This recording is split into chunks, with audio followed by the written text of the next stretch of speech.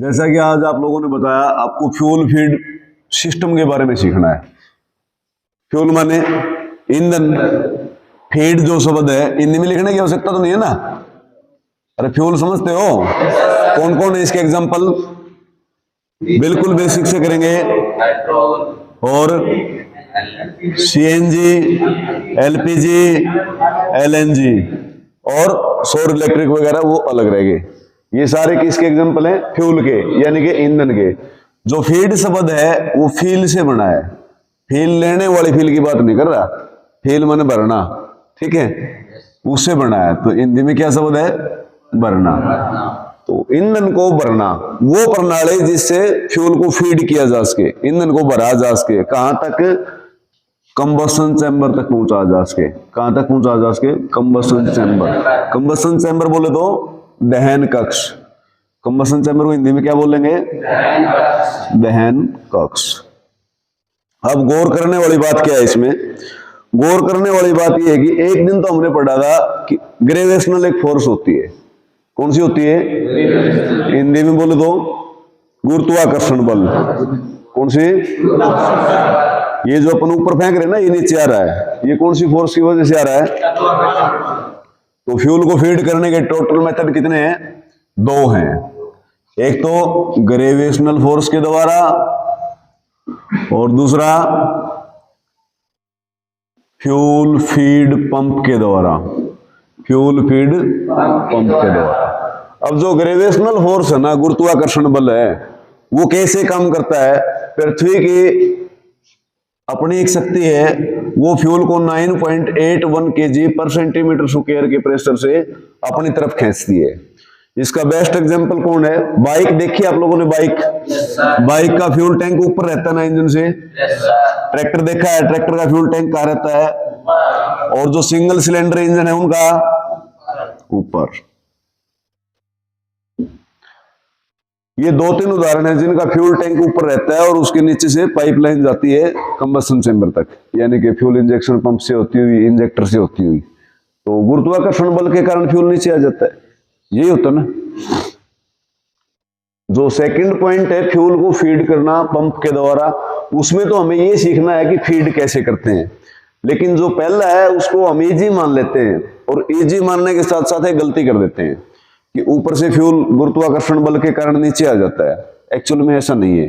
ठीक है, आ जाता है, लेकिन एक लेवल के बाद या ड्राइविंग करने के बाद जब हम बाइक को, स्कूटर को, ट्रैक्टर को खड़ा करते हैं तो वो बंद कैसे होता है?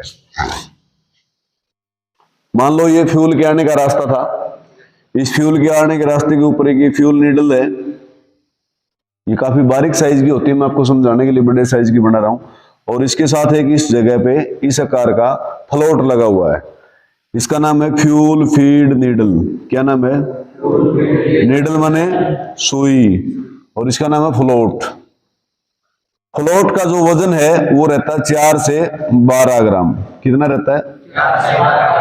और ये बन किस किस चीज का सकता है? लेदर का बन सकता है, कॉपर का बन सकता है, प्लास्टिक का बन सकता है।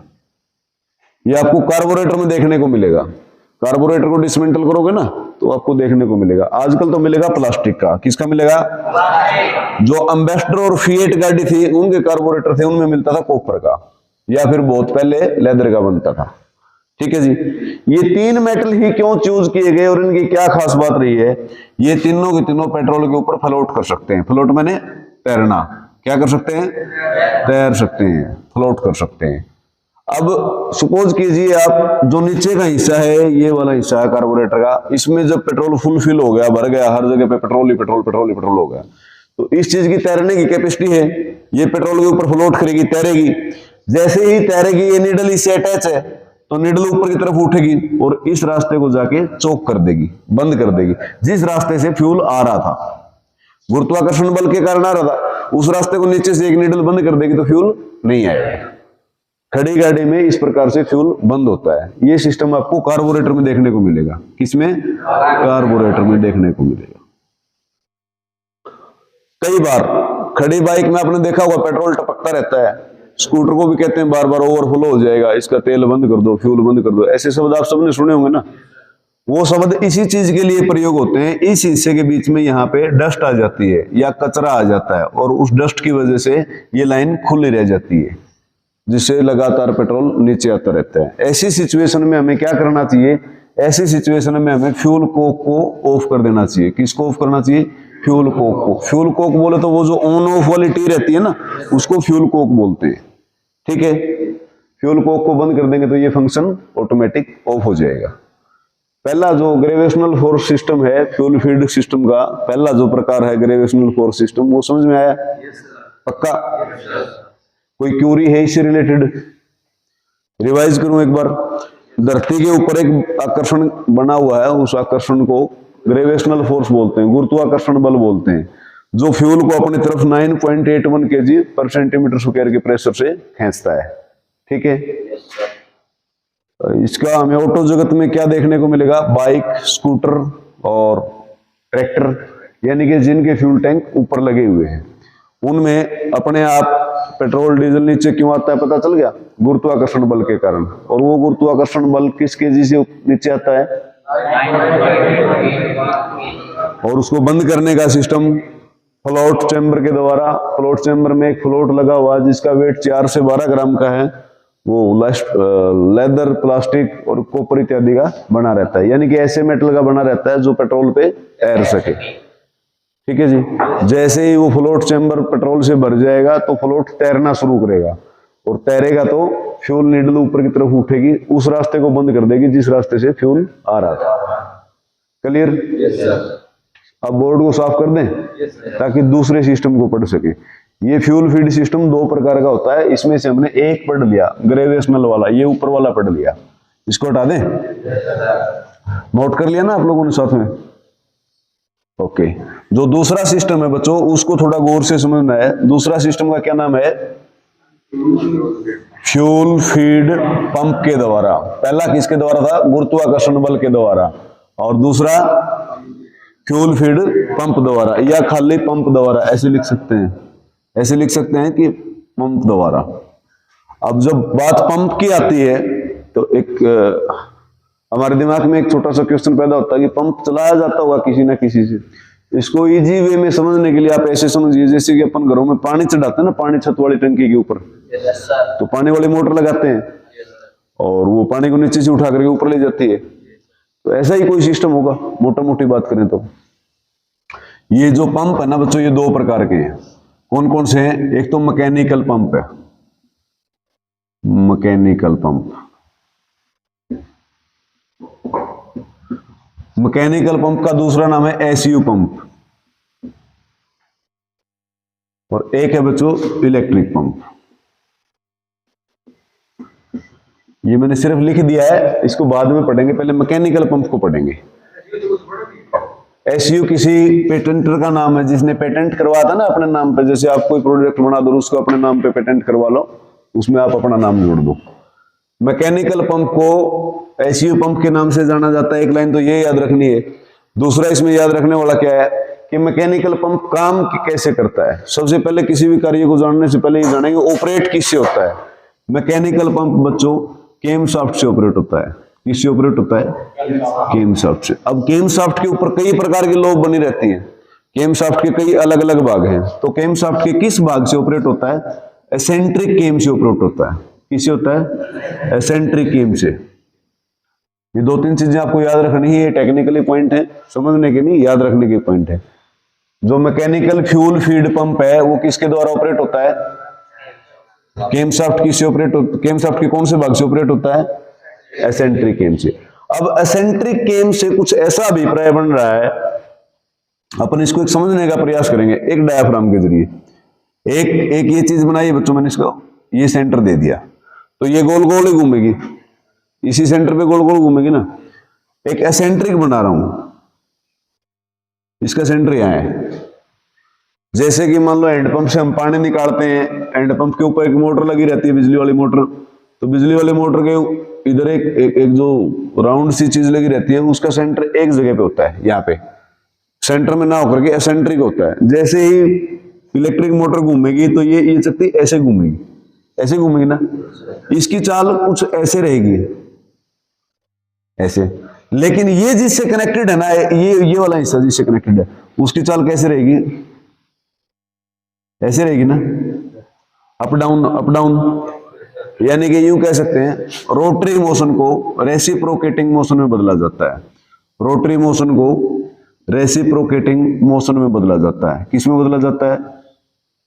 रेसिप्रोकेटिंग मोशन में बदला जाता है। अब ये रोटरी मोशन क्या होता है? घुमावदार, यही तो है, घुमावदार है ना। और रेसिप्रोकेटिंग मोशन क्या है? Up down. दोनों का अलग अलग मतलब समझ में आया? रोटरी मोशन मतलब गोल गोल घूमना, रेसिप्रोकेटिंग मोशन मतलब अप डाउन घूमना। अब ये सिर्फ मैं उस चीज को समझाने के लिए आपको एग्जांपल दे रहा था। आप इस चीज को अब डीप में जाके समझने का प्रयत्न कीजिएगा। बहुत ही टेक्निकल पॉइंट पढ़ रहे हैं आप, जिसने इसको समझ लिया एक बार, फिर उसको दोबारा से फ्यूल फीड पंप नहीं पढ़ना पड़ेगा। हमारी एक गेम है, उस गेम का बच्चों एक ऐसा हिस्सा है कि मैं प्रयत्न तो गोल ही बनाने का कर रहा हूं, मेरी तरफ से बन नहीं पा रहा है। मेरी ड्राइंग थोड़ी ऐसी है भैया, खराब सी। ठीक है बच्चों, अभी आप देखिए, ये जो बीच वाला हिस्सा है ये प्रॉपर सेंटर में नहीं है, ये इसका सेंटर यहाँ है। तो कुछ हिस्सा इस साइड से तो नीचा है और इस साइड से ऊंचा है। ये दिखाई दे रहा है सभी को? ये वाला हिस्सा नीचा है और ये वाला ऊंचा है। इसका मतलब ये एसेंट्रिक नहीं है। क्या होता होगा, सपोज करो ये शाफ्ट है, ऐसी ये वाली केम शाफ्ट है। तो अगर ये पूरी की पूरी सेंटर में है तो ऐसे गोल गोल घूमती रहेगी। लेकिन अगर ये एसेंट्रिक है तो क्या सीन रहेगा कि एक हिस्सा बहुत मोटा आएगा, उभरा हुआ आएगा ना, ये वाला हिस्सा उभरा हुआ आएगा। कभी कभी मतलब उभरा हुआ हिस्सा आएगा और बाकी स्मूथ चलेगा, यही सीन रहेगा ना। तो इससे अगर कोई चीज टच है, ऐसे टच है, तो क्या क्रिया रहेगी? जब उभरा हुआ हिस्सा आएगा तो इसका ऐसे ऊपर उठाएगा ना, जैसे उभरा हुआ हिस्सा सामने आएगा तो ऐसे ऊपर उठाएगा। और जब वो उभरा हिस्सा वो गुजर जाएगा तो ये नीचे आ जाएगा, और फिर उभरा हुआ हिस्सा आएगा तो ऊपर उठ जाएगा। इसका मतलब ये चीज ऐसे हो रही है, ऐसे हो रही ना। ये मोशन है इसका। अगर इस मोशन को आप समझ पा रहे हैं, आपकी डायरेक्शन में करके दिखाता हूं। ये मोशन है इसका, यही मोशन बनाना सेंट्रिक केम से टच होने की वजह से।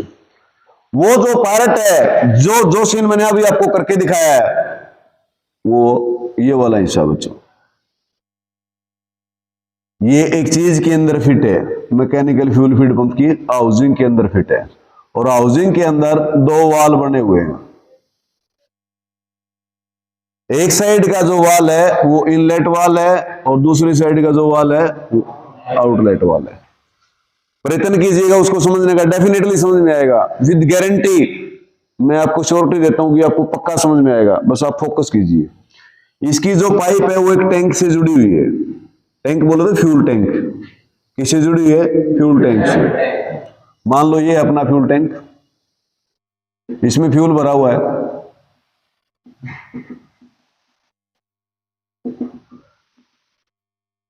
फ्यूल भरा हुआ है। ये केम शाफ्ट है, केम शाफ्ट घूम रही है, लगातार घूम रही है। क्रैंक शाफ्ट की कितनी चाल पे घूम रही है? आधी चाल पे। मान लो क्रैंक शाफ्ट 100 चक्कर लगा रही है, तो केम शाफ्ट कितने लगा रही है? 50।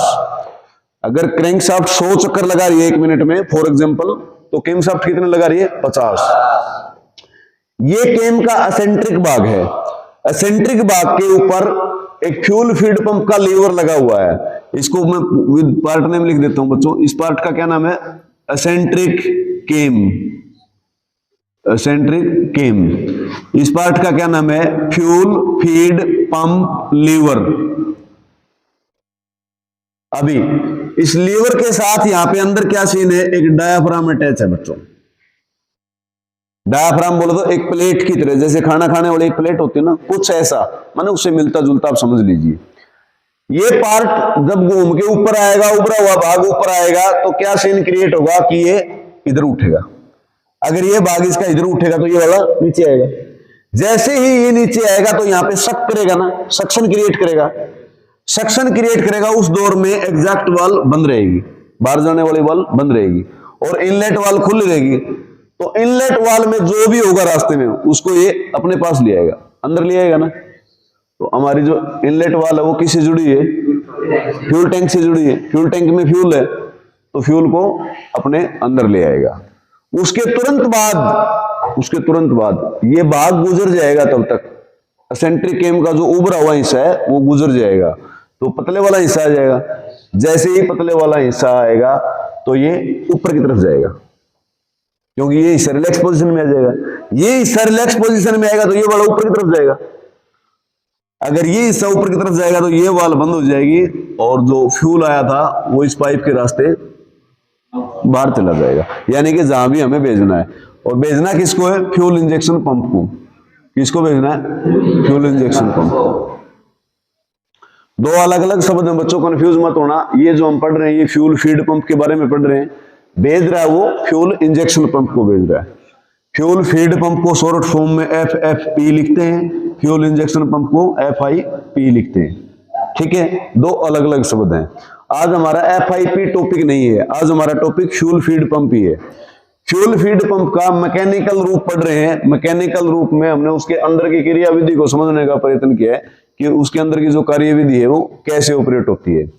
फ्यूल फीड पंप के जो मैकेनिकल के प्रकार हैं, कार्य करने का तरीका है, वो क्या है? वो केम के एसेंट्रिक भाग से ऑपरेट होता है। ये वाला जो हिस्सा है वो केम का एसेंट्रिक भाग है, उसके ऊपर फ्यूल फीड पंप का लेवर टिका रहता है, हमेशा ही टिका रहता है। जैसे ही उभरा हुआ भाग आता है तो फ्यूल फीड पंप का लेवर ऊपर की तरफ उठने का प्रयत्न करता है। अगर उसका ये सिरा ऊपर की तरफ उठता है तो ये वाला नीचे की तरफ जाता है। एग्जॉस्ट वाल बंद रहती है और इनलेट वाल खुल जाती है। फ्यूल टैंक से जुड़ी होने की वजह से सक्शन क्रिएट होता है, उस सक्शन की वजह से फ्यूल टैंक से फ्यूल अंदर आ जाता है, यहाँ पे आ जाता है, इस हिस्से के ऊपर, यहाँ पे फ्यूल भर जाता है। अब जैसे ही यहाँ पे फ्यूल भरा तब तक केम शाफ्ट का उभरा हुआ भाग जो था वो गुजर जाता है और दोबारा से फ्यूल फीड पंप का लीवर है नीचे प्रेस होता है। अगर ये हिस्सा नीचे की तरफ प्रेस होगा तो ये ऊपर उठेगा ना, जैसे ही ऊपर उठेगा ये वाल बंद हो जाएगी और एग्जॉस्ट वाल के रास्ते बाहर चला जाएगा, फ्यूल इंजेक्शन पंप को चला जाएगा। इस प्रकार से एक मैकेनिकल फ्यूल फीड पंप कार्य करता है। क्या आप लोगों को मैकेनिकल फ्यूल फीड पंप की कार्यविधि समझ में आई या दोबारा से रिपीट करने की आवश्यकता है? मैकेनिकल फ्यूल फीड पंप का दूसरा नाम SU पंप है। यह केम शाफ्ट के एसेंट्रिक भाग से ऑपरेट होता है।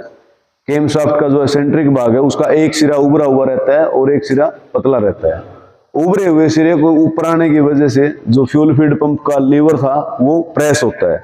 जैसे ही प्रेस होता है तो वो अपने चैम्बर में, खुद के चैम्बर में, जो इसका चैम्बर था यहाँ वाला, उस हिस्से के अंदर सक्शन क्रिएट करता है और सक्शन होने की वजह से फ्यूल टैंक से फ्यूल आ जाता है, इसके खुद के चैम्बर में यहाँ पे फ्यूल आ जाता है। तब तक केम शाफ्ट का उभरा हुआ भाग गुजर चुका होता है। वो उभरा हुआ भाग गुजरता है तो जो फ्यूल फीड पंप का लीवर था वो नीचे की तरफ आता है। जैसे ही ये हिस्सा नीचे की तरफ आएगा तो चैम्बर वाला हिस्सा ऊपर की तरफ उठ जाएगा, डायाफ्राम जो है वो ऊपर की तरफ उठ जाएगा, यानी कि जो फ्यूल आ रहा है उसको प्रेशर देगा। जैसे ही प्रेशर मिलेगा वो एग्जॉस्ट पाइप से होता हुआ फ्यूल इंजेक्शन पंप को चला जाएगा। क्या आपको मैकेनिकल फ्यूल फीड पंप की कार्य प्रणाली समझ में आई? किसी बच्चे की कोई क्यूरी है? कोई भी क्वेश्चन हो आपका? क्लियर है सभी को? ये था बच्चों मैकेनिकल फ्यूल फीड पंप का कार्य प्रणाली। इलेक्ट्रिकल फ्यूल फीड पंप में क्या कार्य प्रणाली होती है? जैसे अपने बिल्कुल सेम पानी वाली मोटर ना, वैसे कल करवाएंगे, वो टॉपिक आज लेंथी हो जाएगा। जैसे ही अपनी पानी वाली मोटर है, पानी वाली मोटर का एक सिरा यानी कि इनलेट पाइप हम टैंक में छोड़ देते हैं और स्विच ऑन करते हैं। स्विच ऑन करते हैं, मोटर घूमना शुरू करती है, सक्शन क्रिएट करती है, टैंक में से पानी को उठा के आगे प्रोसिक्यूट करना शुरू कर देती है। सेम उसी प्रकार electrical fuel feed pump tank के अंदर ही फिट होता है और इलेक्ट्रिक ऑपरेटेड होता है। जैसे ही बैटरी से इसके अंदर बिजली की सप्लाई जाती है वो घूमना शुरू करता है और फ्यूल को बाहर भेजने लग जाता है। वो फ्यूल सीधा फ्यूल इंजेक्शन पंप को जाता है। दोनों की कार्य प्रणाली समझ में आई? ये था भाई मैकेनिकल फ्यूल फीड पंप और इलेक्ट्रिकल फ्यूल फीड पंप। ठीक है जी।